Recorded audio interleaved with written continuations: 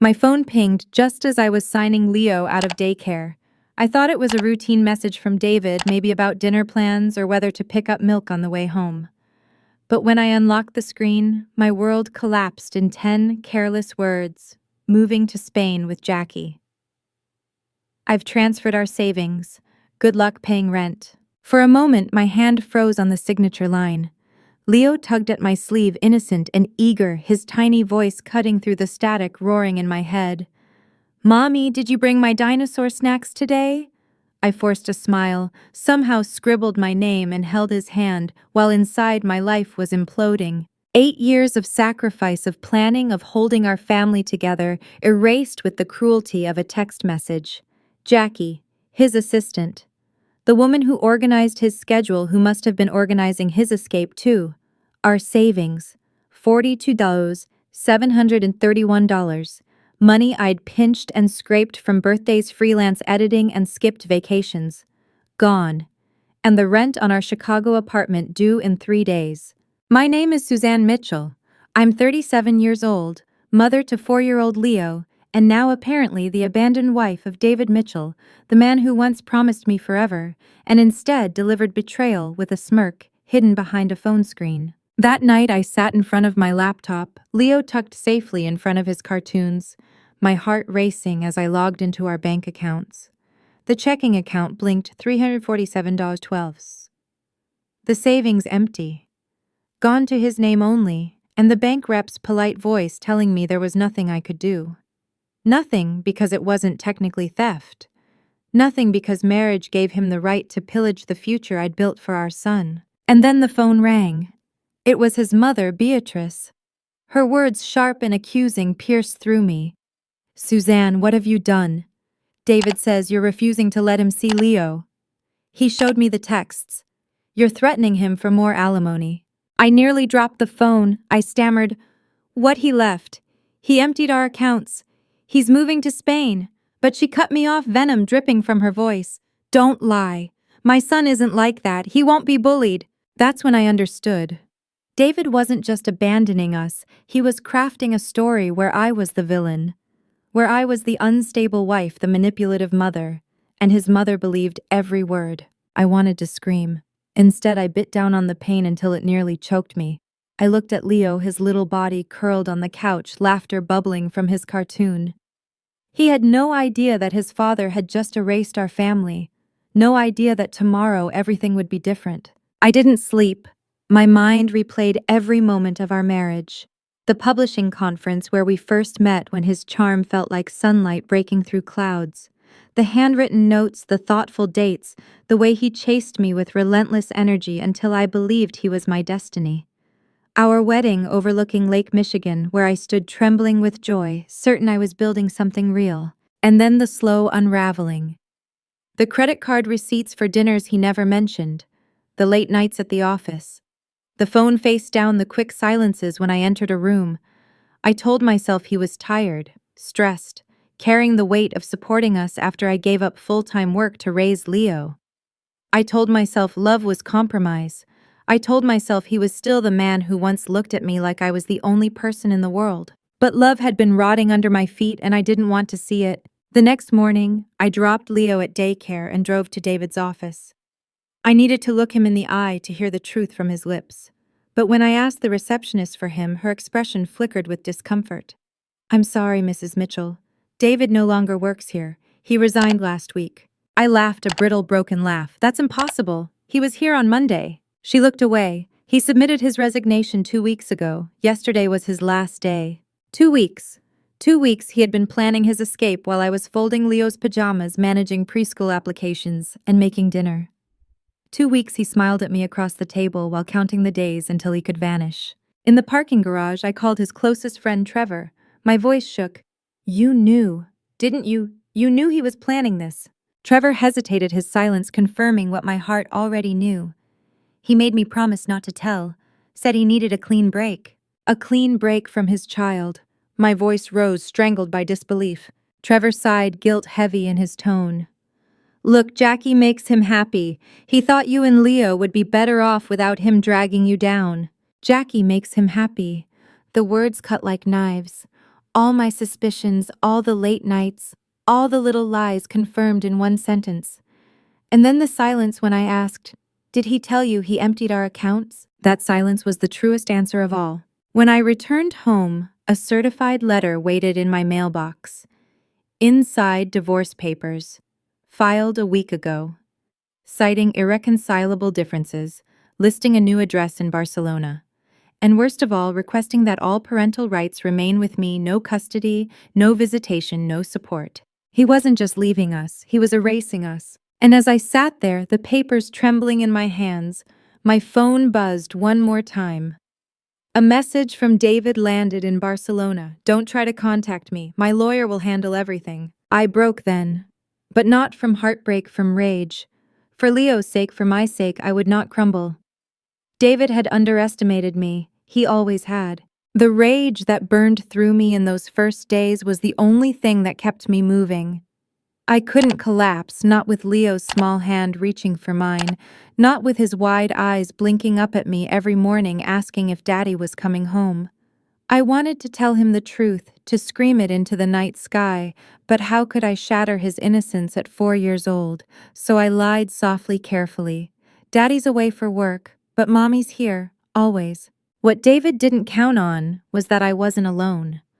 Betrayal has a way of sharpening your instincts, making you see who stands with you and who turns away. My sister Claire showed up at my door the morning after I told her everything. She held me while I shook, then rolled up her sleeves. "We're going to get through this," she said, her voice steady. "But we're not letting him walk away clean." We met with an attorney that same week, a woman named Marissa, whose eyes glinted with both compassion and steel. She flipped through the divorce papers with barely contained disgust.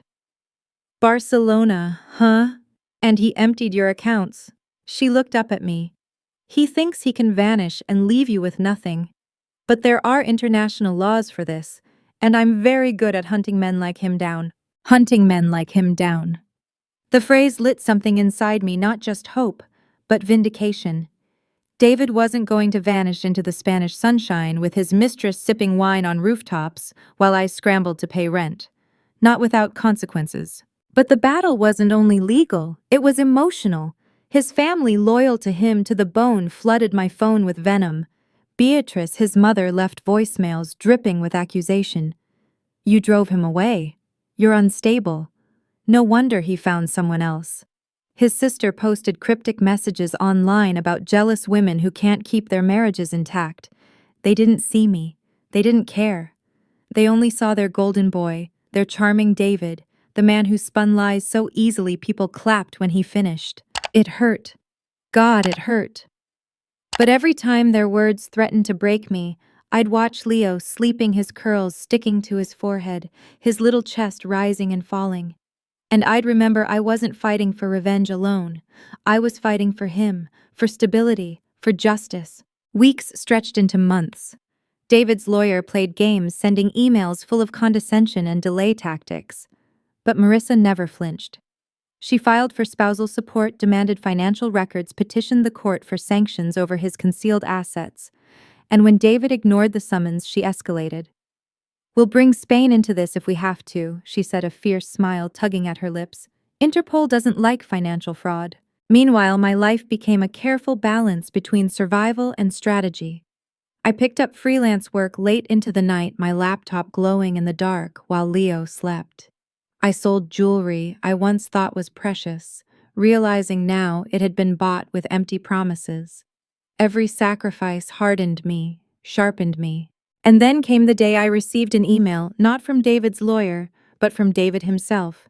No greeting, no apology. "Just stop embarrassing yourself, you'll never see a cent, move on." I stared at the words, my hands trembling. But instead of breaking, I laughed a sharp, bitter laugh. He still thought I was the woman who bowed her head, who accepted scraps. He didn't realize that betrayal had forged me into steel. The next week, Marissa uncovered the first real crack in his armor. Hidden accounts, property in Spain under Jackie's name, all tied back to transfers from our marriage. She showed me the documents with a triumphant glint in her eye. He thought he could hide this. He was wrong. For the first time since that text in the daycare, I felt power surge back into my veins. It wasn't over, not even close. And as I tucked Leo into bed that night, kissing his forehead, I whispered a promise into the dark.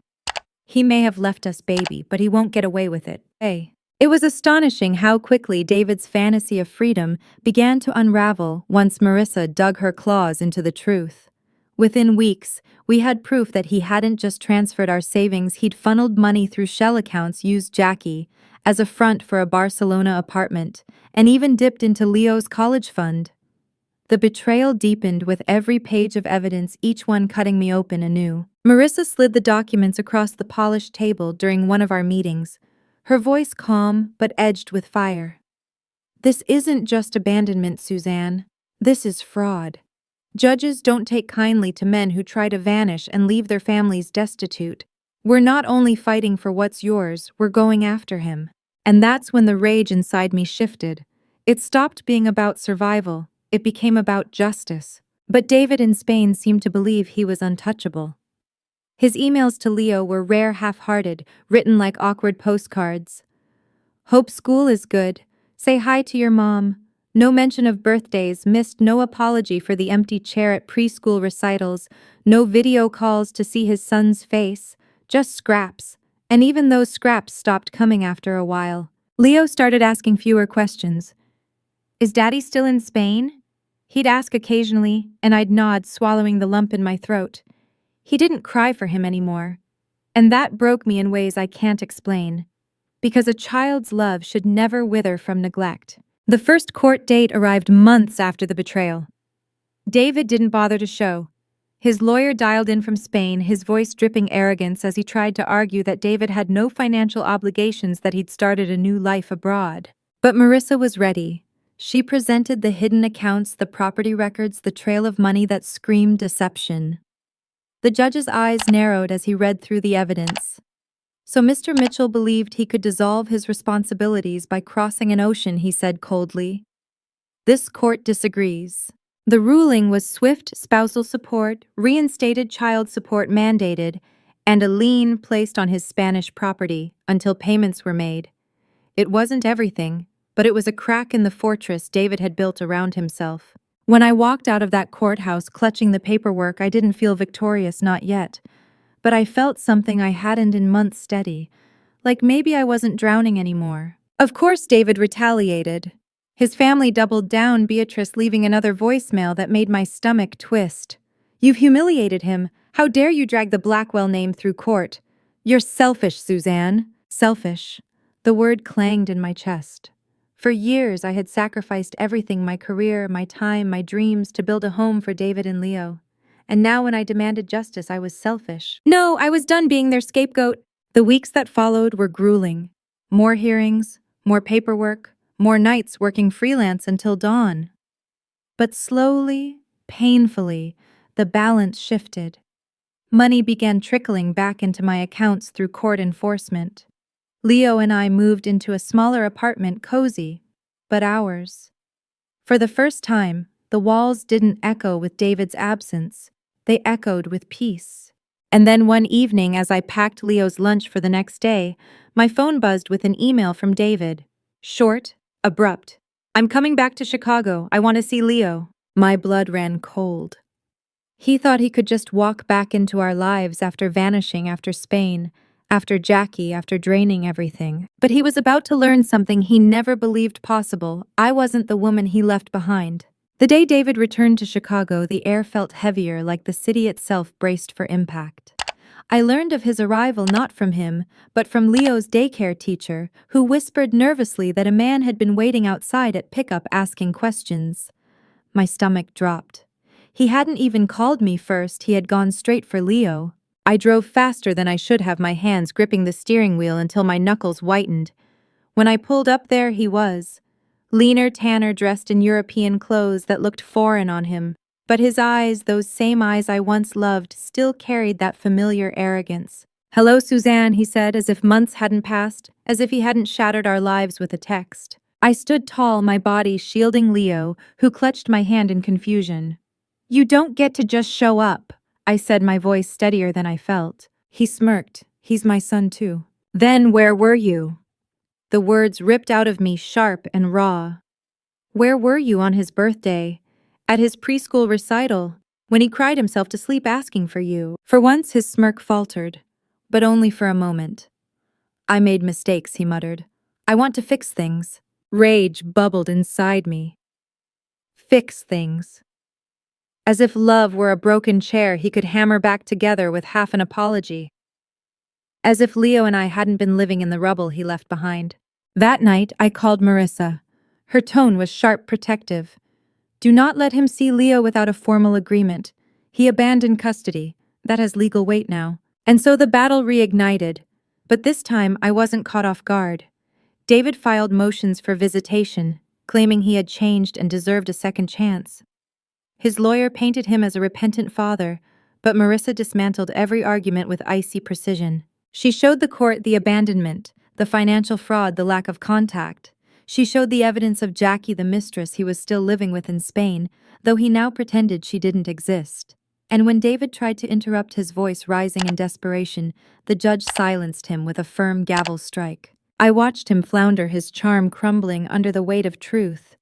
For years he had controlled the narrative, spinning lies so convincingly that even I believed them. But here under oath, the lies fell apart. The judge's decision was clear: limited supervised visitation contingent on consistent support payments and proof of stability. In other words, David had to prove he could be a father before he'd ever be left alone with Leo again. When the ruling was read, David's face twisted, part fury, part disbelief. He had returned expecting to reclaim what he thought was his by right. Instead, he left the courtroom diminished, exposed, his power stripped away. That evening, I tucked Leo into bed, his small arms wrapping around my neck. "Mommy," he whispered, "is Daddy staying this time?" I kissed his forehead, my heart aching. "Daddy has to show he can be the kind of father you deserve. Until then, it's just you and me, kiddo." As he drifted to sleep, I sat in the quiet, tears burning my eyes. I wasn't crying from pain anymore. I was crying from release, from the realization that I had faced the storm and survived. David had tried to erase me, to erase us, but in the end he erased himself. And I found something stronger than revenge. I found myself again. If this story touched you, please like, share, and subscribe. And tell me in the comments, have you ever had to rebuild after someone betrayed you? I'd love to hear your story too.